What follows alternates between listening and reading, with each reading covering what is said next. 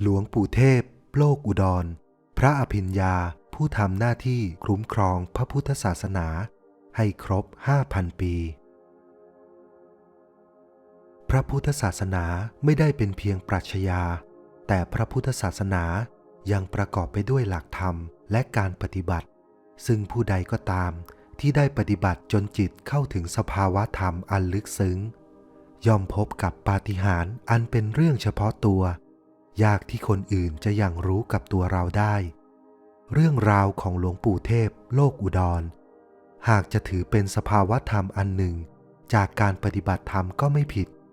เพราะผู้พบหลวงปู่เทพโลกอุดรได้ก็ต้องอาศัยการประกอบคุณงามความดีในทานศีลภาวนาเรียกว่าต้องปฏิบัติธรรมจนความดีที่ทำนั้นเชื่อมต่อไปถึงท่านได้คล้ายกับตัวเราเองเป็นคลื่นส่งสัญญาณที่ดีมีความแรงพอที่จะส่งสัญญาณความดีนั้นไปถึงท่านก็จะปรากฏกายมาโปรดแสดงธรรมให้แต่ถ้าหากขาดการปฏิบัติมุ่งเน้นที่จะตามหาแบบขาดหลักขาดธรรมแล้วหลวงปู่เทพโลกอุดรก็จะเหมือนสิ่งที่มีอยู่สิ่งที่ผ่านเราไปมาแต่เราไม่มีวันเห็นดังเช่นคลื่นโทรทัศน์คลื่นโทรศัพท์คลื่นวิทยุที่วิ่งชนตัวเราอยู่ตลอดเวลานาทีแต่เราไม่เห็นไม่รู้จนกว่าจะมีเครื่องมือมารับสัญญาณหลวงปู่เทพโลกอุดรก็เป็นเช่นนั้นความน่าอัศจรรย์จากการที่ได้เพียรตามหาคำตอบจากครูบาอาจารย์เรื่องหลวงปู่เทพโลกอุดรคือนอกจากท่านจะมีจิตที่เป็นทิพย์แผ่เมตตาไปสารพัดทิศแล้วกายเนื้อของหลวงปู่ท่านก็ยังอยู่และมีอายุยาวนานนับพันปีใครที่คิดว่าคนเรามีอายุได้เพียง100 ปีหรือที่กล่าวว่า1 กับคือกับมนุษย์นั้นเห็นจะผิดไปถนัดอำนาจจิตของผู้ฝึกหัดที่ดีแล้วย่อมสามารถสร้างปาฏิหาริย์ในด้านต่างๆไม่ว่าจะทำตัวให้ลอยขึ้นกลางอากาศหรือที่เรียกว่าเหาะเหินเดินอากาศย่นย่อระยะทางแปลงกายหายตัวเนรมิตสิ่งต่างๆให้บังเกิดให้มีได้รวมทั้งทำให้อายุยืนยาวได้ความมีอายุยืนยาวของหลวงปู่เทพโลกอุดร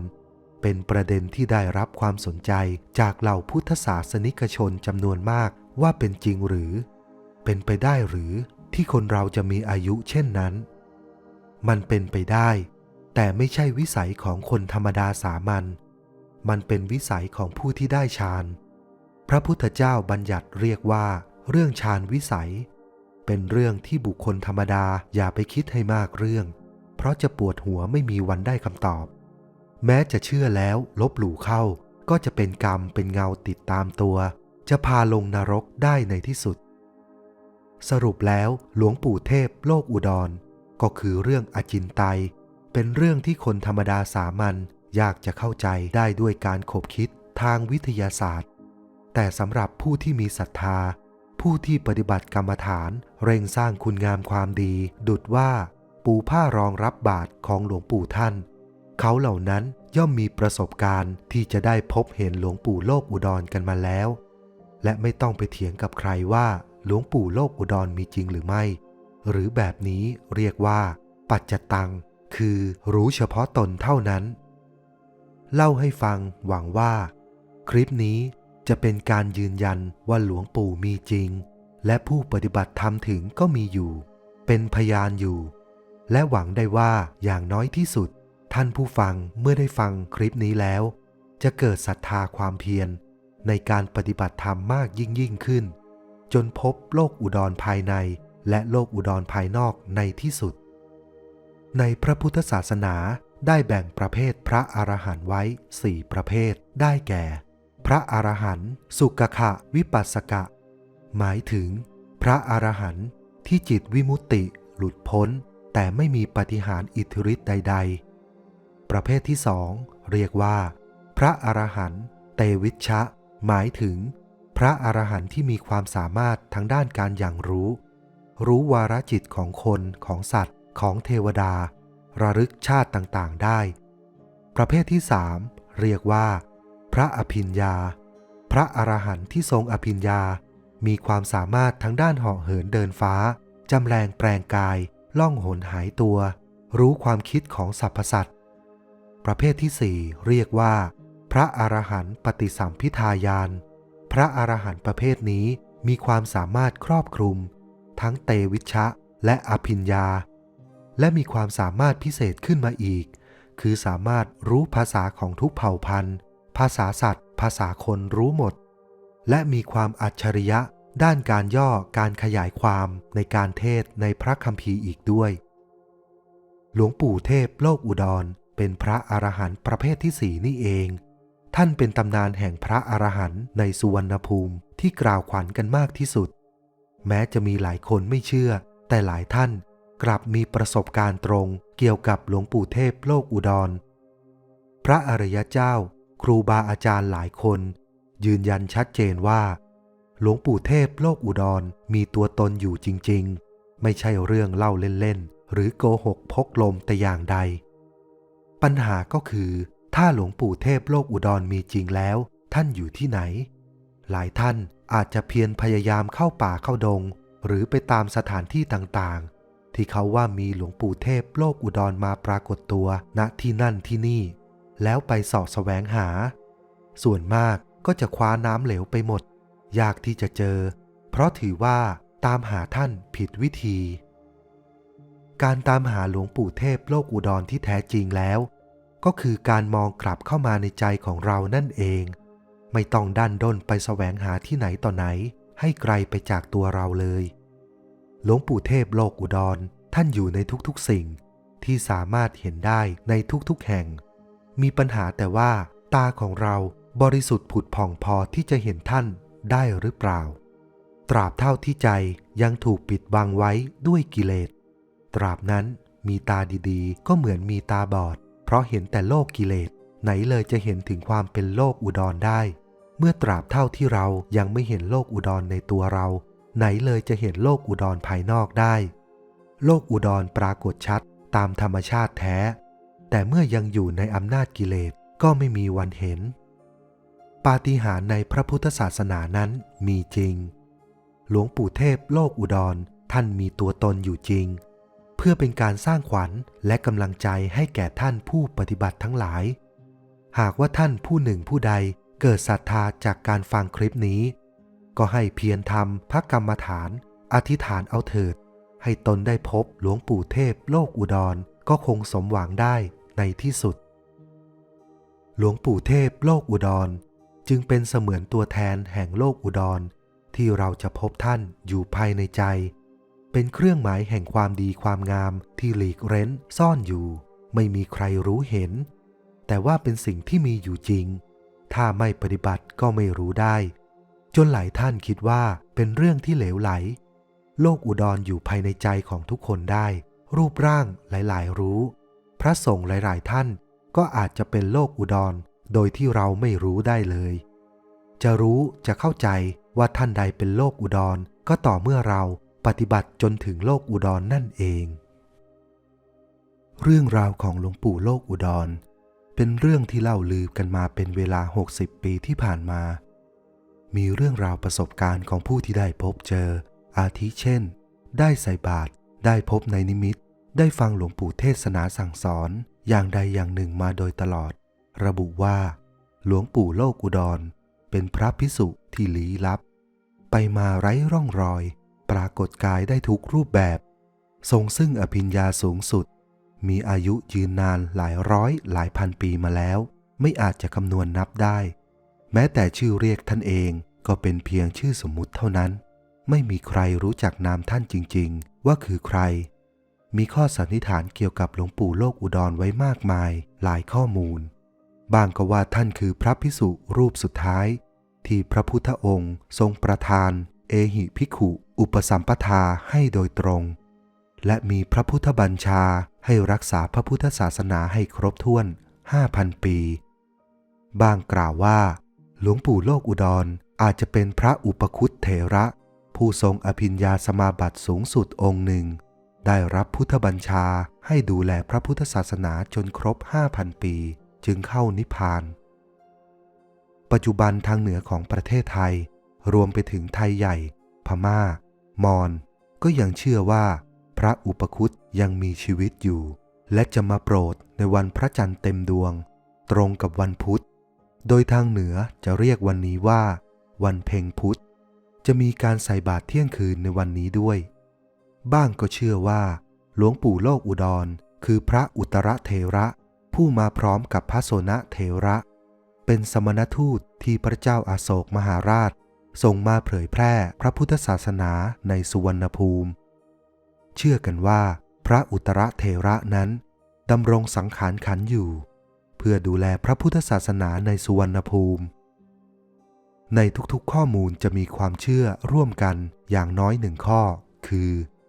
หลวงปู่โลกอุดรนั้นไม่ใช่เป็นเพียงวิญญาณของพระผู้ทรงอภิญญาแต่หากเป็นพระภิกษุที่บรรลุธรรมขั้นสูงสุดและยังมีชีวิตอยู่ตราบมาจนถึงทุกวันนี้อาจจะมีอายุเป็นร้อยหรือเป็นพันปีมาแล้ว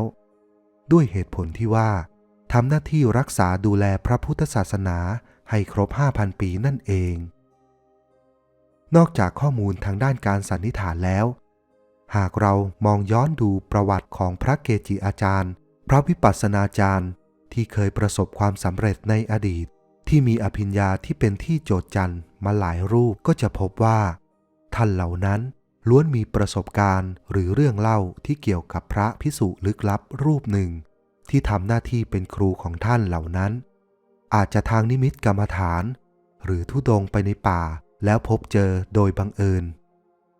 รายนามของพระเกจิเหล่านั้นได้แก่สมเด็จพระสังฆราชสุขไก่เถื่อนสมเด็จพุทธาจารย์โตพรหมรังสีหลวงพ่อเงินวัดบางครานหลวงปู่สุขวัดปากคลองมะขามเท่าหลวงพ่อกลั่นวัดพระญาติหลวงปู่เย็นวัดสะปะเรียนหลวงปู่โง่นโสระโยวัดพระพุทธบาทเขารวกจังหวัดพิจิตรหลวงตาพลอยวัดมักกะสันหลวงพ่ออิชิโตภิกขุอาจารย์คนสำคัญของท่านพันเอกชมสุคันธรัตน์หลวงปู่กบวัดเขาสาริกาลพบุรีหลวงพ่อโอภาสีแห่งอาสมบางมดหลวงพ่อยีวัดดงตาก้อนทองและอีกมากมายหลายท่านที่มีประวัติเกี่ยวเนื่องกับพระภิกษุลี้ลับองค์นี้จากคำบอกเล่าของพระกรรมฐานและผู้ที่มีประสบการณ์พบว่าโดยมากมักเรียกหลวงปู่ท่านว่าหลวงปู่ใหญ่หรือหลวงตาดำซึ่งข้อมูลจากคำบอกเล่าให้เราทราบว่าได้มีหลวงปู่โลกอุดรเพียงองค์เดียวแต่มีพระที่สำเร็จที่อยู่ในคณะโลกอุดรหลายรูปโดยมีอาจารย์ใหญ่เรียกว่าหลวงปู่ใหญ่นั่นเองคณะโลกอุดรนี้ท่านเรียกกันว่าพระในดงล้วนมีอภิญญาสมาบัติไปมาไร้ร่องรอยทำหน้าที่ดูแลพระพุทธศาสนาอย่างลี้ลับ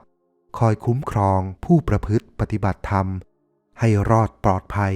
จากพยันตรายทั้งหลายทั้งปวงหลวงปู่โลกอุดรไม่ได้มีเพียงองค์เดียวแต่มีอยู่ด้วยกันหลายองค์แต่ที่ขึ้นชื่อลือนามเป็นพระนามนั้นมีด้วยกัน5 องค์มีรายนามดังนี้ 1. หลวงตาดำเป็นบรมครูสูงสุด 2. ครัวเสียนบาทเป็นน้องชายของหลวงตาดำ 3. หลวงปู่โพรงโพเป็นศิษย์เอกขององค์หลวงตาดำ 4. ครัวแก้มแดงเป็นผู้ชำนาญเรื่องการเล่นแร่แปรธาตุประหลอดสำเร็จ 5. ครัวขี้เถ้าเป็นผู้ชำนาญทางเตโชกสินพระโลกอุดรทั้ง5ท่านนี้เป็นพระผู้ทรงอภิญญาชั้นสูงชำนาญในวสีการเข้าออกฌานได้ตามปรารถนาแถมยังชำนาญด้านมโนยิทธิสามารถแสดงฤทธิ์บิดเบือนกายจำแรงแปลงตนให้เป็นคนหรือสัตว์ได้ตามปรารถนาสามารถแยกกายไปโปรดสัตว์ณสถานที่ใดๆก็ได้ไม่จำกัดการและเวลาสถานที่แต่อย่างใดทั้ง5ท่านถือว่าเป็นบรมครูแต่ละท่านมีลูกศิษย์ลูกหามากมายในบรรดาทั้ง5ท่านนี้หลวงปู่โพรงโพคือองค์ที่มีหน้าตาหนุ่มแต่เกศาขาวโพลนภาพถ่ายของท่านเป็นใบหน้าเดียวกันกับพระครูพรหมสิงคบุรีซึ่งองค์นี้ก็เป็นพระโลกอุดรด้วยเช่นกันและนับเป็นองค์ที่ปรากฏกายแสดงฤทธิ์โปรดสัตว์อยู่บ่อยๆจากคำบอกเล่า ของพันเอกชมสุคันธรัตน์ท่านเปิดเผยว่าหลวงปู่ใหญ่หรือหลวงตาดำนั้นมักจะแสดงแปลงกายเป็นหลวงปู่โพรงโพหรือพระครูพรหมสิงคบุรีไปโปรดสัตว์อยู่บ่อยๆทั้งนี้ตามแต่การพิจารณาญาณแล้วบุคคลใดควรไปโปรดในลักษณะไหนใน5ท่านนี้หลวงตาดำคือพระอุตรเถระมีอายุยาวนานมานับพันปีรองลงมาจากท่านก็คือครัวเสียนบาทองค์นี้มีฤทธิ์และบุญญาธิการสูงส่งมีฐานะเป็นศิษย์น้องของหลวงตาดำรองลงมาก็คือหลวงปู่โพรงโพองค์นี้สำเร็จธรรมขั้นสูงมักเป็นตัวแทนของหลวงตาดำหรือหลวงปู่ใหญ่ไปโปรดสัตว์หรือไปทำหน้าที่ต่างๆแทนองค์หลวงปู่ใหญ่อยู่เสมอได้รับการอนุญาตจากหลวงปู่ใหญ่ให้แสดงฤทธิ์ได้โดยไม่ต้องขออนุญาต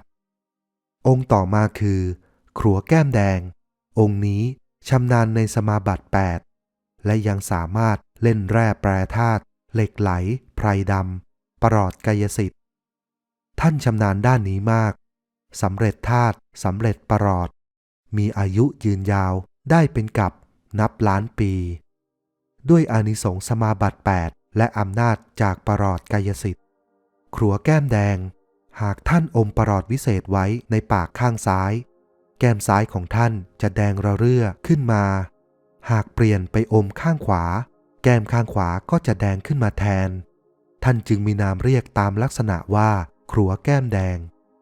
การหุงประหลอดของท่านนอกจากจะหุงไว้ใช้เองแล้วท่านยังหุงไว้เพื่อมอบให้กับผู้มีบุญเป็นพระโพธิสัตว์ลงมาเกิดบ้างเป็นพระอริยเจ้าหรือผู้ทรงฌานบ้างเพื่อเป็นขวัญและกำลังใจในการปฏิบัติยิ่งขึ้นไปนอกจากนี้ประหลอดสำเร็จบางส่วนของท่าน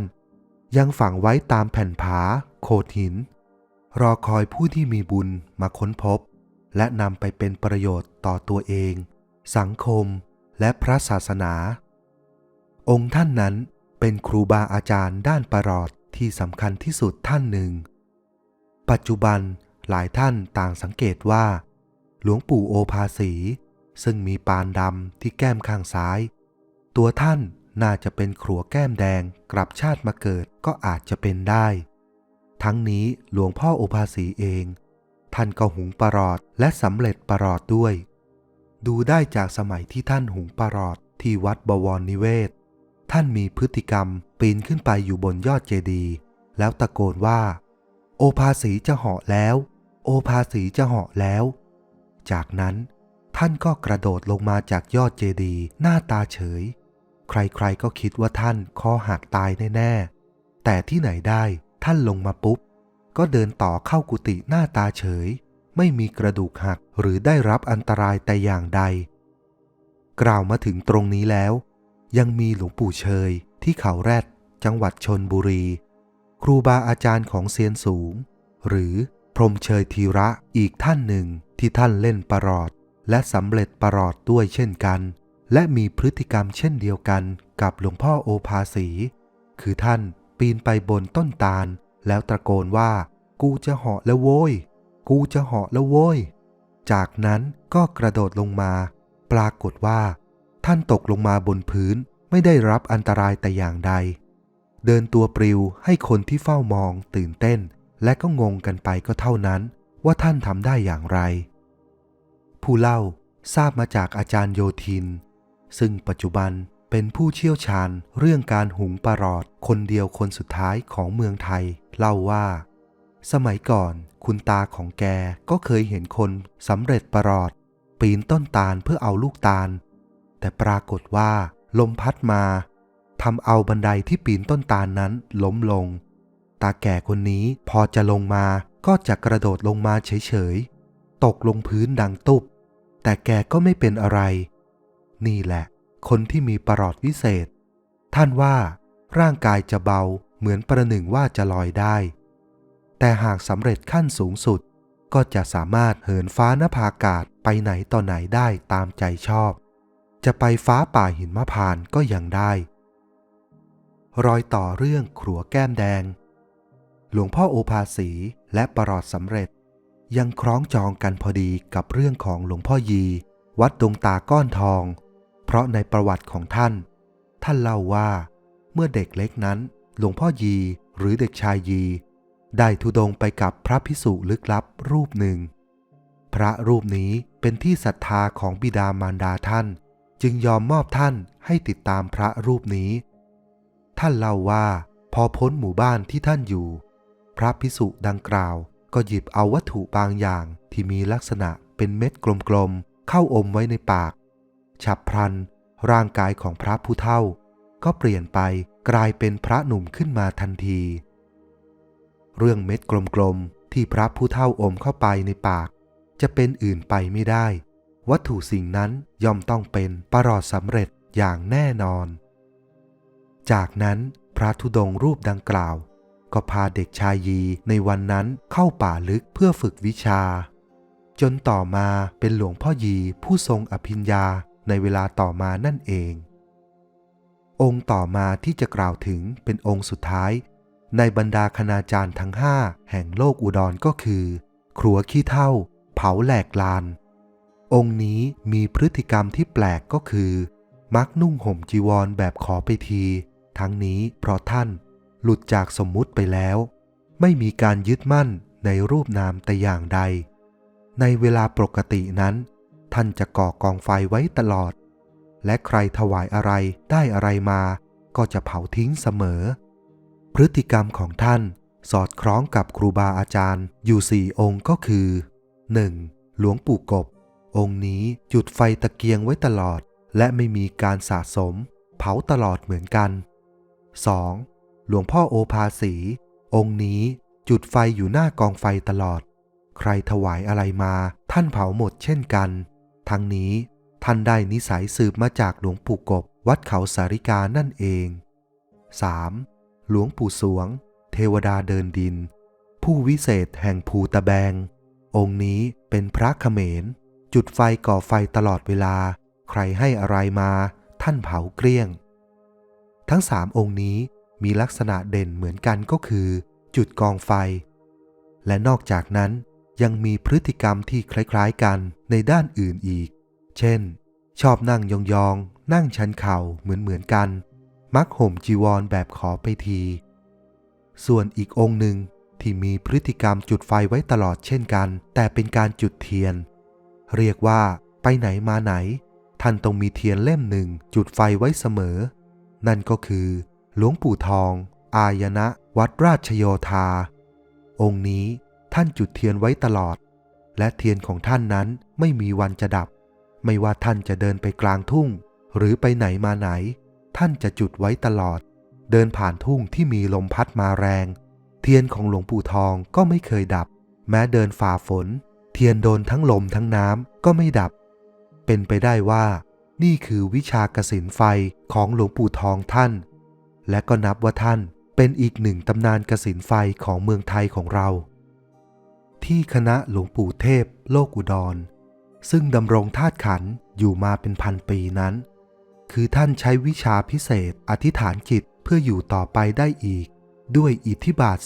4อิทธิบาท4นี่แหละเป็นวิชาขั้นสูงสุดในพระพุทธศาสนาที่ใช้ในการอธิษฐานจิตดำรงขันธ์อยู่ต่อไปได้เป็นกับเป็นกัน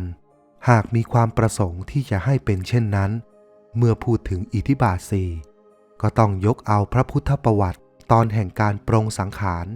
ก่อนที่พระพุทธจะปรินิพพานให้ท่านผู้ฟังได้เข้าใจกันก่อนครับ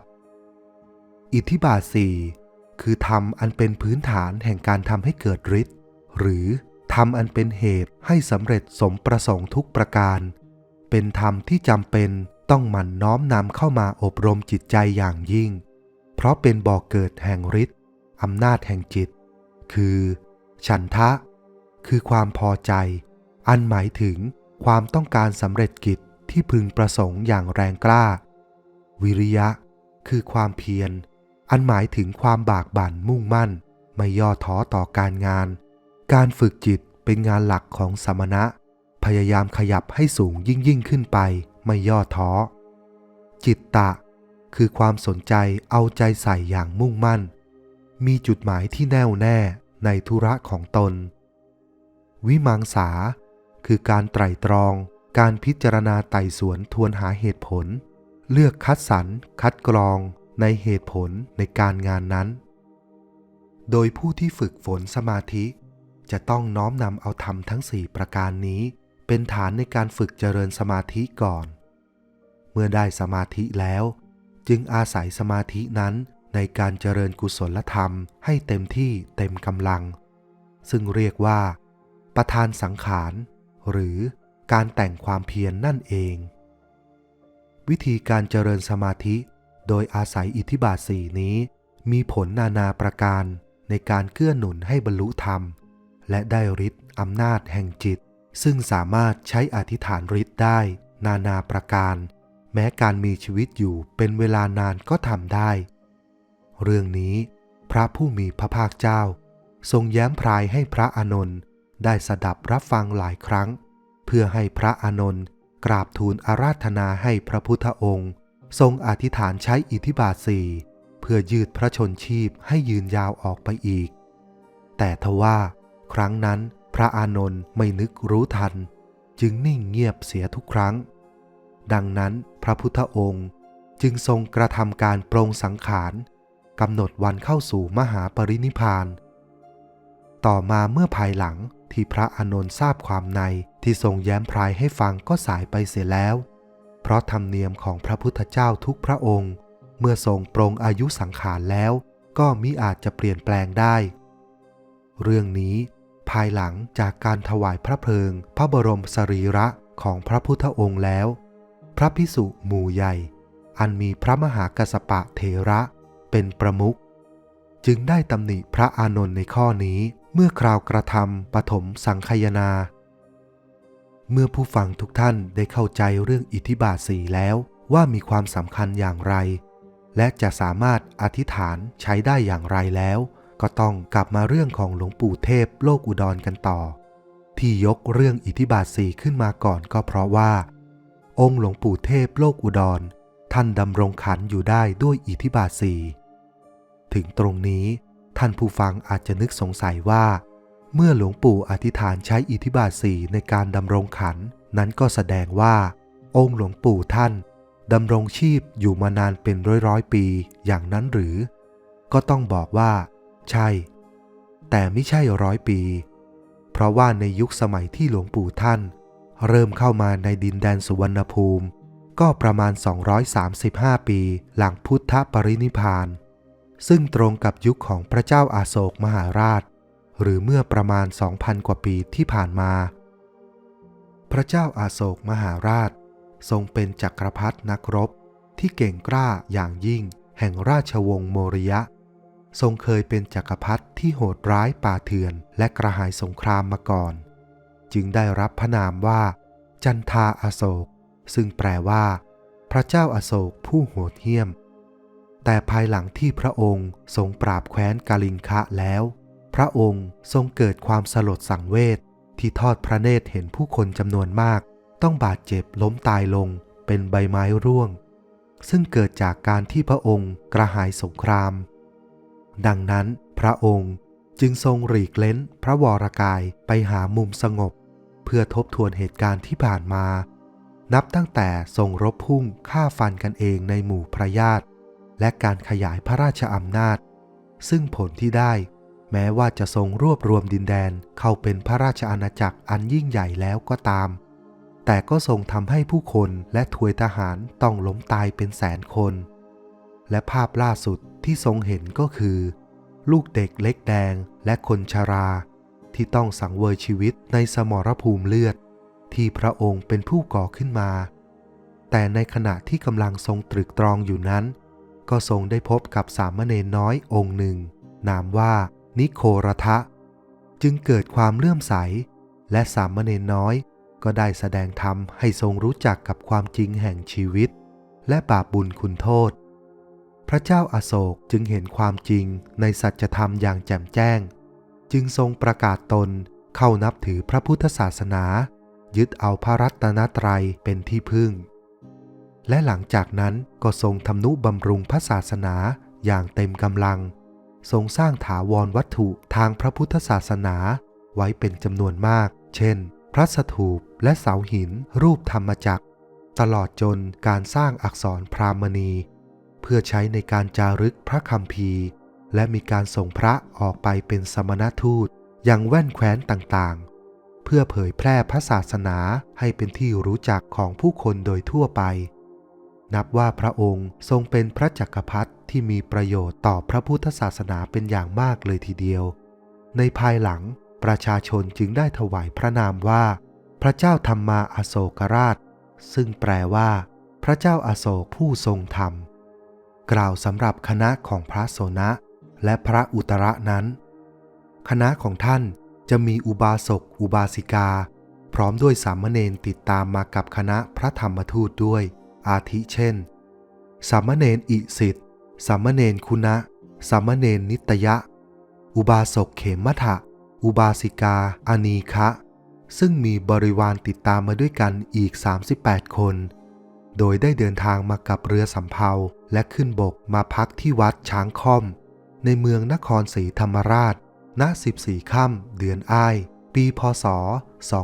235ซึ่งเรื่องราวทั้งหมดได้มีการบันทึกไว้ในพงศาวดารลังกาเนื้อความจารึกเป็นอักษรพราหมณีครั้นเมื่อถึงวันพระขึ้น15 ค่ำพระอุตระเถระพร้อมด้วยพระโสนเถระได้เริ่มต้นการเผยแผ่พระพุทธศาสนาด้วยการออกเดินบิณฑบาตเป็นการประกาศเผยแพร่พระศาสนาให้ผู้คนในพื้นที่ได้รับรู้เป็นครั้งแรกหลังจากนั้นได้ทำการเทศนาพระธรรมคำสั่งสอนของพระผู้มีพระภาคเจ้าในเรื่องพรหมชารสูตรจากนั้นเมื่อมีผู้คนส่วนมากเลื่อมใสศรัทธามีดวงตาเห็นธรรมแล้วจึงได้เริ่มวางแผนในการอุปสมบทให้กุลบุตรโดยวิธียัตติตุถะกัมมวาจาโดยใช้อุดกุกเขปสีมาหรือโบสถ์น้ำคือการผูกแพขึ้นกลางน้ำใช้แทนพระอุโบสถตามพระพุทธบัญญัติบางแห่งเรียกว่าเสมาน้ำเป็นที่อุปสมบทให้กุลบุตรดินแดนสุวรรณภูมิในยุคนั้นยังไม่มีการรวบรวมอำนาจการปกครองเข้าเป็นประเทศอย่างในปัจจุบันนี้ดังนั้นบ้านเมืองจึงมีสภาพของอาณาจักรที่เรียกกันตามชื่อของยุคสมัยแห่งความรุ่งเรืองและในยุคนั้นเป็นช่วงที่ขอมเรืองอำนาจเป็นแผ่นดินของพระเจ้าโลกละวะซึ่งพระองค์ทรงเคยยอมรับนับถือในศาสนาพราหมณ์เมื่อพระเจ้าโลกละวะได้ฟังธรรมจากพระอุตระเถระและพระโสนเถระแล้วจึงได้เกิดความเลื่อมใสศรัทธาในพระพุทธศาสนาจึงทรงมีพระบัญชาให้มนขอมพิษณุผู้เป็นอำมาตย์เกณฑ์ช่างฝีมือซึ่งประกอบไปด้วยขอมเฉยขอมสอนขอมเมืองเป็นผู้ดูแลการก่อสร้างพระบรมธาตุขึ้นมาโดยใช้เวลาในการก่อสร้าง3 ปีจึงแล้วเสร็จในระหว่างนั้นพระอุตระเถระและพระโสนเถระท่านได้อบรมกุลบุตรจนสามารถท่องจำพระไตรปิฎกได้อย่างชำนาญมีกุลบุตรมากมายที่ศรัทธาขอบวชเป็นพระศึกษาพระธรรมวินัยพระพุทธศาสนาก็ได้อย่างรากลึกลงในแผ่นดินสุวรรณภูมิตั้งแต่บัดนั้นมาลุเข้าถึงพ.ศ. 239พระอุตระเถระและพระโสนเถระได้จัดส่งพระภิกษุจำนวน10 รูปพร้อมด้วยสามเณรอีก3 รูปลงเรือสำเภาเดินทางไปศึกษาพระไตรปิฎกที่เมืองปตาลีบุตรแคว้นมคธเป็นเวลา5 ปีซึ่งเป็นคณะพระภิกษุจากสุวรรณภูมิชุดแรกที่ได้เดินทางไปศึกษายังชมพูทวีปพระเจ้าโลกละวะได้สวรรคตลงในปีพ.ศ. 245พระราชบุตรองค์โตได้ขึ้นครองราชย์แทนทรงพระนามว่าพระเจ้าตะวันอธิราชและได้เลื่อมใสศรัทธาในพระศาสนาอย่างมากพระพุทธศาสนาจึงรุ่งเรืองอย่างมากถึงที่สุดในยุคของพระองค์ร่องรอยทางประวัติศาสตร์ที่ปรากฏเด่นชัดในดินแดนทางใต้คือพระบรมธาตุเมืองนครศรีธรรมราชและพระบรมธาตุชัยยาแต่จุดศูนย์กลางที่แท้จริงนั้นกลับมาอยู่ที่พระประโทน หรือเมืองนครปฐมดังปรากฏเป็นถาวรวัตถุเด่นชัดก็คือพระปฐมเจดีย์ซึ่งหากท่านผู้ฟังเดินทางไปสักการะพระปฐมเจดีย์แล้วสังเกตให้ดีตรงบันไดทางขึ้นทั้งสองฟากจะเห็นรูปปั้นพระเถระสององค์ยืนอยู่คนละฟากมีชื่อสลักอยู่ว่าพระอุตรเถระและพระโสนเถระซึ่งเป็นหลักฐานสำคัญที่บ่งชี้ให้เห็นความมีตัวตนอยู่จริงของพระเถระทั้งสององค์พระพุทธศาสนาในยุคนั้นได้เจริญรุ่งเรืองแผ่ถึงเมืองพระรถหรือเมืองศรีมโหสถปัจจุบันเป็นอำเภอที่ขึ้นอยู่กับจังหวัดปราจีนบุรีโดยพระเจ้าทวานัมปยติสสะบางแห่งเรียกว่านัมปยดิษฐ์ได้เกิดความเลื่อมใสศรัทธารับเอาพระพุทธศาสนาเข้าไว้ในแผ่นดินและได้ส่งราชทูตไปขอกิ่งโพที่พระพุทธเจ้าประทับนั่งตรัสรู้ธรรมมาจากเจ้าผู้ครองแคว้นมคธและได้ทำการปลูกอยู่ที่วัดศรีมหาโพธิ์อำเภอศรีมโหสถซึ่งโพต้นนี้ยังคงยืนต้นอยู่จนถึงในปัจจุบันนับเป็นต้นโพที่มีอายุยืนยาวที่สุดต้นหนึ่งมีผู้ที่มีวาสนาบารมีสูงส่งที่ได้พบท่านก็คือคุณดอนนนทศรีวิไลคนลาวที่ไปประกอบอาชีพที่ประเทศแคนาดา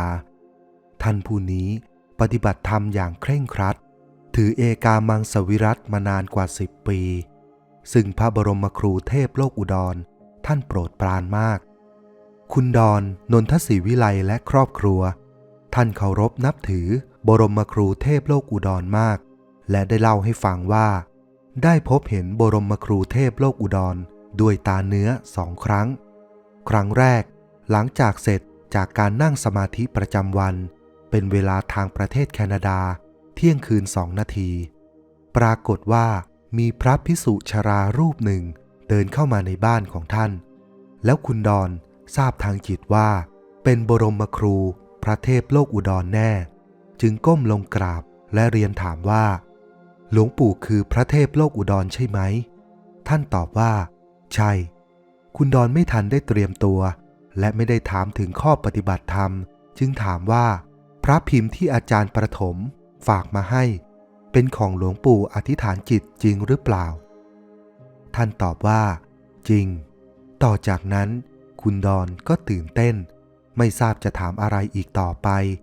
ครั้นแล้วหลวงปู่ก็หายไปการที่ท่านปรากฏเช่นนั้นเรียกว่าปรากฏกายธรรมสามารถมองเห็นได้ด้วยตาเนื้อและสัมผัสได้จึงเกิดปัญหาถกเถียงกันสำหรับผู้ที่มีภูมิปัญญาไม่ถึงขั้นไม่รู้จักคำว่ากายทิพย์กายธรรมครั้งที่2เป็นการนั่งสมาธิทั้งคณะประมาณ5 คนด้วยกันหลวงปู่เทพโลกอุดรท่านมาปรากฏอีกท่านยืนเพราะไม่ได้เตรียมอาสนะไว้ต้อนรับท่านแสดงธรรมแบบย่อๆและคณะปฏิบัติธรรมพอจะทราบอะไรบ้างแล้วพอสมควรต่อไปท่านอาจจะไม่มาอีกและจะให้ของไว้เป็นที่ระลึกแล้วท่านก็มองไปยังแก้วน้ำซึ่งทั้งหมด5 คนมองเห็นว่าปรากฏแสงสีเขียวพุ่งออกมาจากดวงตาข้างหนึ่งของท่านและทันใดนั้นน้ำในแก้วได้จับตัวแข็งเป็นก้อนเล็กๆหลายก้อนด้วยกันท่านบอกว่าให้แบ่งกันเก็บเอาไว้เป็นของดีมีอะไรคุณดอนก็เล่าสู่กันฟังเป็นที่เชื่อถือได้และมีตัวตนอยู่จริงหลวงพ่อจรัญทิตธรรมโมแห่งวัดอัมพวันอำเภอพรหมบุรีจังหวัดสิงห์บุรีเคยได้พบท่านโดยที่ไม่ทราบว่าเป็นบรมครูพระเทพโลกอุดร